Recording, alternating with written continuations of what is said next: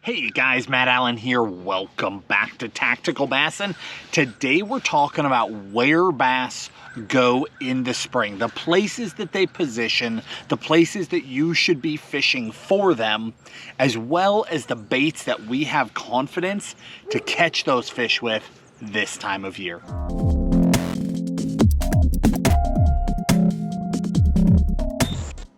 Spring bass fishing is unreal. It is the best time of year to catch numbers of fish, to catch big fish. It's just an incredible time to be on the water.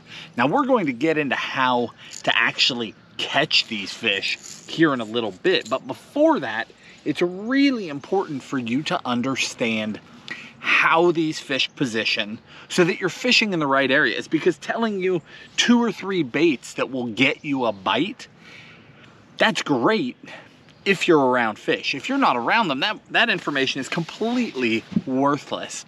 And being around them has to do with what type of fishery you're on. So today we're going to follow this seasonal trend that Tim and I like to do and talk specifically about how these fish are positioning in the spring, what their motivations are for being there, so that you can become a much more effective angler, not just a guy going down the bank who catches a few one day and not the next. The core thing to understand is that in the springtime, bass are highly motivated to spawn. That is the #1 driving force besides staying alive. Those fish are making big moves towards spawning. Now, the spawn can take place, this is a big country. The spawn can take place in parts of Florida and parts of Texas as early as December and January. In the north, it can happen as late as May and June. The bulk of the country will see an actual physical spawn somewhere between the end of March and the beginning of May. Okay, that's the bulk of the country. Odds are that applies to you. Everything leading up to the spawn is bass positioning and feeding towards the spawn. Everything after the spawn is just bass backing back out and settling into summer patterns. So where these fish are specifically depends on the type of lake you're on. If you're on a highland reservoir, steep canyon reservoir, deep water, long points, lots of fingers, a highland reservoir has less spawning locations, less of those true spawning areas. There may only be in your lake a handful of true long flats, and they're probably way up the backs of some arms. You might have a couple flatter areas out on the main body, and those will play as well. But in a highland reservoir, bass will tend to spawn all over the place later in the season. But in the beginning of the season, what I like to do is target the fish that are headed right to those best places. So if your giant reservoir only has 3 or 4 really shallow coves in it total, that pretty well narrows down where you're going to find me. I like to fish for those first fish that are moving. I think they're the most fun. They're the fish that haven't been beat up yet. So that's what I like to do.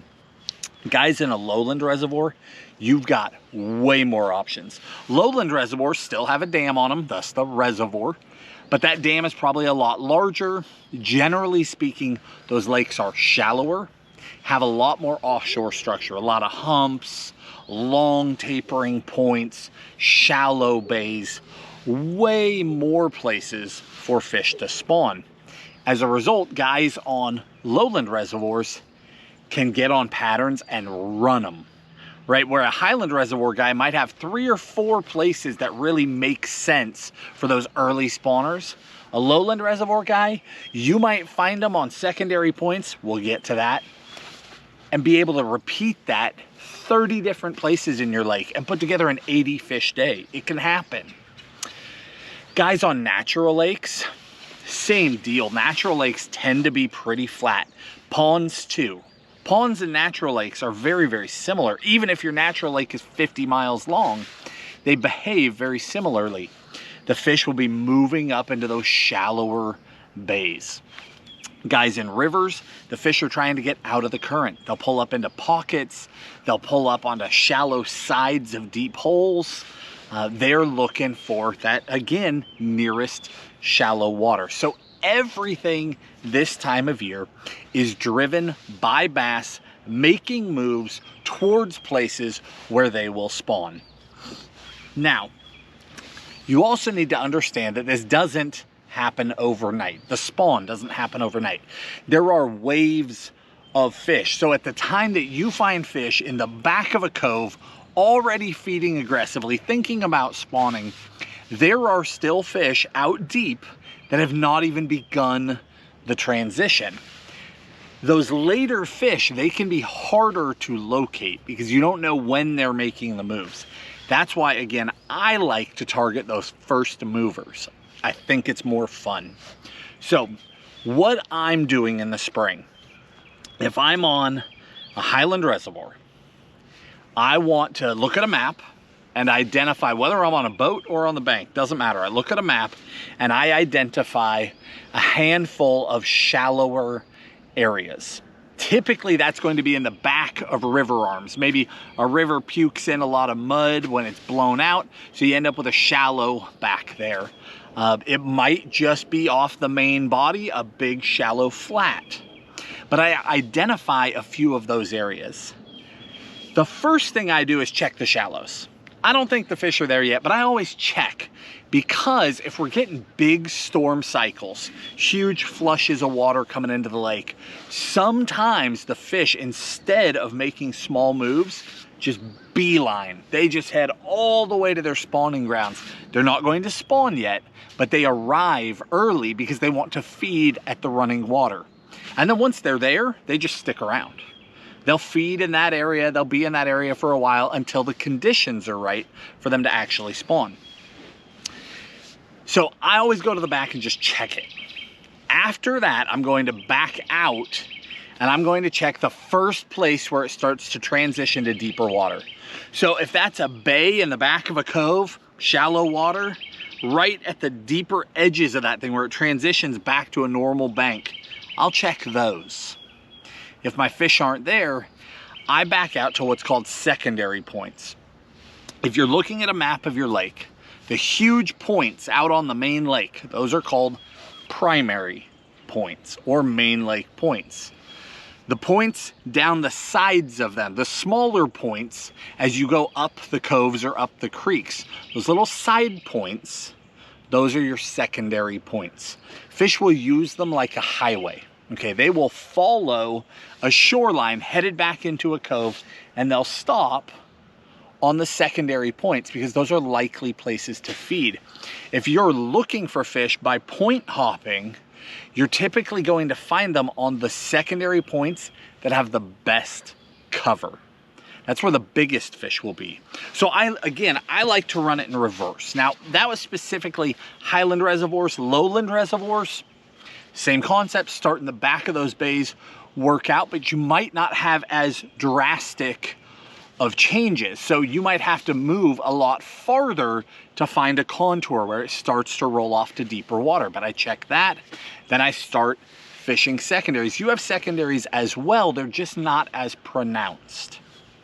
Guys, in natural lakes are a whole different ballgame. If you've got deep contours, old creek channels where water's flushed into lake, it's kind of carved it out a little bit. Maybe your lake naturally got low and there was time for it to get carved. If you've got transitions like that, those fish will sit on those transitions.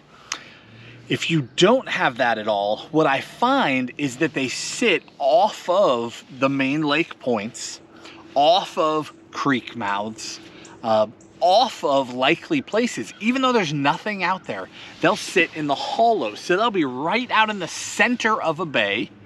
If you've got a big shallow bay with a point at each end, your fish are in two places: tips of the points or center of the bay. Nowhere near anything. They'll just sit out there. That's where a boat and electronics are a huge advantage. We sight image for those fish. We scan for them because they'll just be sitting out there and they tend to drift around a little bit. So you have to locate them. Otherwise, you're just fan casting forever, which is okay. That's what we used to do. You can fan cast with swim baits. The A-rig is a huge player. Fan cast a lipless to locate those fish the old-fashioned way. But again, on a natural lake or in a pond, they tend to follow the center of those shallower areas in before they make their way to the back. If there's any cover out there, a brush pile, a tree, a rock pile, an old contour line, anything like that, those fish will sit right on that. If your lake got low and the waves beat on the bank and it created a little lip, I don't care if that lip is this tall and it's 100 yards offshore. If that's the only little transition, they are on that transition all the way around the rim of that lake. It's amazing. So these fish are sitting in these likely places and you can work it in reverse. So I go in first, then work out. Either out the center of that bay and then out to the tips of the points and then beyond that, or hopping secondary points in reverse, heading out to the main lake. Again, you can go to the main lake, you can run it that way, try to find those outer fish, but I like the ones that are making the first moves because they're more predictable. This is an awesome time of year to catch fish, so don't stop moving until you find fish. The biggest mistake I see people make in the spring is they stop or they fish slow. There are plenty of people who like to just go down the bank and fish. I don't blame them. But those people will have good days and bad days. If you're willing to cover water and look for aggressive fish that are up feeding, you can have a lot more good days. See, this time of year, these fish are making these moves. They tend to make them in groups. There will be singles, there will be, but the groups are what you're after. There might be a group of males that gets into the shallow first with a group of females 3 or 4 points back. They're still making the same move, but the males tend to make it first. They just get there a little faster. So if I find males, I'm backtracking looking for bigger females. But again, I'm on the move because I can fish all day, catch one here, one there, one over there, and it's a good day. But if I'm willing to fish this, fish that, fish that, fish that, fish that, all of a sudden, boom, I end up on a spot where I'm every cast, just loading the boat. And that's what those just truly incredible fishing days are made of. And it's most of us, most of you have the opportunity for one of those days this spring if you're willing to cover water, fish aggressively, fish fast moving baits, and just keep going. Just don't stop until you find them. If you never find them, no harm, no foul, right? You may or may not have had a good day, but the risk reward here is that you can find them. And if you really find them, you can catch them over and over and over. And you can use different baits to keep them biting. Now, as far as baits go, let's talk about how to catch these fish, because that's the fun stuff. To open, I'm going to be blunt. You can catch them on almost anything. This is the time of year where if you want to learn a technique, do it, because fish are biting. Now, there's good days and bad days. If a storm just blew out and now it's bluebird and it's windy, probably not the day to be out there trying to find new patterns. But on the good days, warm afternoons, calmer days, or maybe storms are coming through, fish like that too. They'll make big moves as those storms come through. Those are those days where you can be jumping between baits, trying to learn new techniques. Now, as I said, you can catch them on almost anything, but I have key baits that I trust, that I rely on. So these are specific baits that I use. You can use them or not use them, doesn't matter, but I want to give you my confidence so you know if we were in your situation, what we would be turning to. This is in no particular order, okay? I picked out like 6 or 7 categories. First one is an A-rig. The A-rig is a monster player all spring. Some guys love it, some guys hate it. That's their own business, but the A-Rig is incredibly effective. This is our mini flex that we came out with this year, just downsized, okay? So 3.5 X-Zone swammers on the outside, a 4.0 in the middle. This is a really lightweight rig, and I'll link the specifics of the gear in the video description, but this exact rig, electric shad, Demiki's up top, I have so much confidence in this, it's ridiculous. And because it's a smaller rig, because it's lighter wire, these are 3 1/8 ounce heads, I'm throwing this on a medium heavy rod. 65 pound braid, 20 pound leader, medium heavy rod, and go. It's not hard. The biggest issue people have with throwing a rig is that it's heavy, it's cumbersome, you gotta use a giant rod. We don't do any of that. That's a really fun way to fish. Next one, glide bait. But I've got two things here. I want to talk about the glide bait and the jerk bait at the same time. And the reason why is that I find them to be very universal. What I mean is that if you're on your lake and you find a jerk bait bite, odds are there is also a glide bait bite, and vice versa. Both baits trigger a feed response in fish. If they're reacting to one, they're often reacting to the other. Now, you may not catch as many fish on a big glide, but you've got a shot at a monster, right? So a jerk bait, I keep very, very simple. I want a bait with a ton of flash. I want baits that roll and throw light. This is the time of year that I work a jerk bait hard and aggressively up shallow, covering water, looking for a fish to just lash out and react. A Jackal Re-Range, Shimano World Minnow, both baits that throw a ton of light and a ton of flash and get that feed response as fish are moving up. Now on the glide bait end of things, this time of year, I lean to smaller glides. That's why it tends to be universal with a jerkbait. I mean, size-wise, it's not that much different, right? It's not crazy to jump up to a glide bait. Tons of people have confidence here. Not everybody has confidence here. They're practically the same.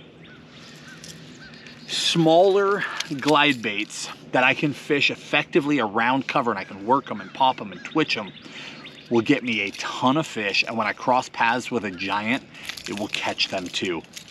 The S-Waver 168, the Bait Sanity Antidote. In the Antidote, I like the slow sink, personal favorite. This, I think, is probably the most universal color that they have in that bait. That one right there smashes. And again, I'll link this stuff in the video description, but I got this one recently. This is their TW Steelhead. I don't know if it's showing up in this, because it's the shady side of the bait, right? I don't know if it's showing up or not, but for the guys that are on trout and kokanee reservoirs, I mean, that color is legit. And I really like the size of this bait. I upgrade my hook, so Owner ST56s. On an S-Waver, size 2, size 2. That's it, send it.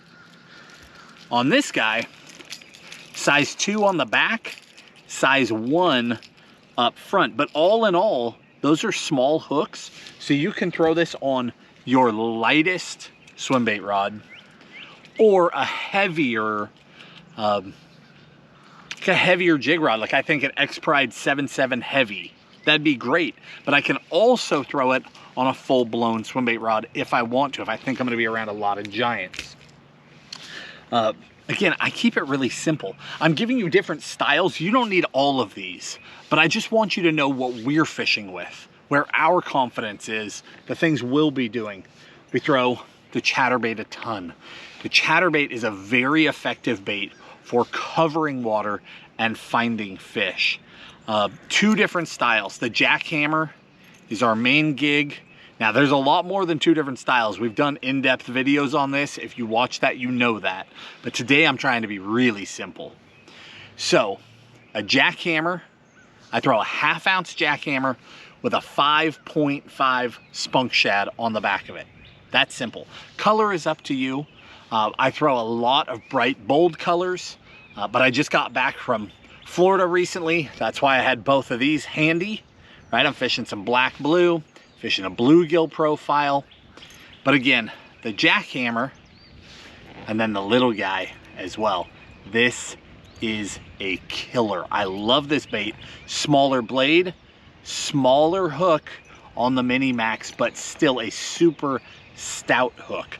I smashed them with this little compact bluegill profile. It's the Yamamoto Seiko on the back, but it's the one with a paddle tail that actually kicks. That profile's awesome. But if I could only have one for the rest of my life, I'm throwing a Spunk Shad on the back because I can work them, twitch them, pop them, make them really aggressive. But it's the right trailer for the right size bait is everything. Two more. The square bill. I mean, we have smashed with the square bill so many times. And I've got so much confidence this year in these two baits, and they're baits that I wasn't throwing a year ago, which is mind-blowing to me. But good baits come to market, and that's why we're constantly looking for new things. That doesn't take away from the Spro that I throw every spring, from the River to Sea Biggie that I throw every spring, from the 13 that I throw when I want that loud, super aggressive sound. Those are key baits for me, but these are two baits that I have just fallen in love with this year. One is that Bill Lewis, the ATV. Now this is the 1.0. I really like the 1.5 also. And then the Rapala Rocco. Neither of these should come as a surprise to you whatsoever if you watch our videos. I have smashed this spring with both of these. The Rocco is silent and incredibly aggressive. Amazing startup speed. This is the best bait I have found for quick working, pause, twitch, pause, rip it, pop it, getting aggressive feed responses from fish. And then this little ATV, it's got a very subtle, oh, I dropped it. It's got a very subtle sound to it, but it's got a good sound to it, and it will come through anything. You can fish it through brush, over the top of wood, along grass. You can fish it anywhere. It comes through so well. It's amazing. Last but not least is a lipless. I mean, you've got to have a lipless in spring. The vast majority of our lipless fishing is hopping baits on the bottom. That's a Jackal TN70. I've fallen in love with that bait in recent years. Just slow hopping on bottom. You can also burn it, of course, but it's special when you're working bottom with that thing. Now, there is a time and a place for just burning a lipless. So I hop bottom way more often than I burn, but on the days that they want you burning, you need to be burning that thing. Something like a true rattle trap, a lighter weight lipless. So this sinks like a rock, look. This is a smaller bait. The Jackal TN70 is slightly smaller than a 1/2 ounce trap, but this weighs way more and it sinks like a bullet. So if I'm going to straight retrieve this bait, I either have to go a lot faster or I have to fish it in deeper areas. Whereas a trap is a bait that I can fish up over the top of grass or up shallower. So depending on how steep my slope is, if it's a steep bank, I'm still throwing a TN even if I'm burning up the bank. But if it's the back of a pocket, if they're up on top of grass or they're way back on a mud flat, then you're going to want to go to a true rattle trap or something like that to catch those fish way back in there so you're not constantly digging on the bottom. But regardless, a lipless is a major player for me all spring. I mean, I could pick out 50 more baits, but that's really what I'm fishing with. Now, for the guy who does not want to cover water, I get that. I have one more tip for you. If you want to slow down, if you're a guy who likes throwing a shaky head, throwing a jig, throwing a Senko, throwing a lizard, whatever it may be, I grabbed two baits. The 5-inch Senko and then the T-Mac. I fished this weightless, the Senko I fish weightless, the T-Mac I fish on a shaky head. This color, this moon dust color, is like a watermelon with a blue glitter flake in it. And then the T-Mac, this is Tilapia Magic. Same deal. Hopefully you can see the blue in that bait. If you're going to slow fish, I get it. Some people don't want to power fish. Do yourself a favor. Choose a bait that's got some blue in it. Not a blue bait. This is green pumpkin, this is a watermelon base, but they've both got a lot of blue. The last few years, I have developed so much confidence in baits that have that blue in them all spring long. To me, it speaks bluegill. That's what I tell myself. But whatever it is, the fish pound on those things. It really does make a difference. So that's just a little tip for the guy who wants to slow down and you still want to have a shot at catching more fish. That's a great way to do it. Guys, with that, I'm going to wrap it up. Again, I'll link all this stuff in the video description, but if you have specific questions about your lake or about a different style of lake, where the fish might be positioned, don't be afraid to ask those down in the comments. We'll do everything we can to answer them for you. If you enjoyed the video, hit the like button, subscribe to the channel, and we'll talk to you soon.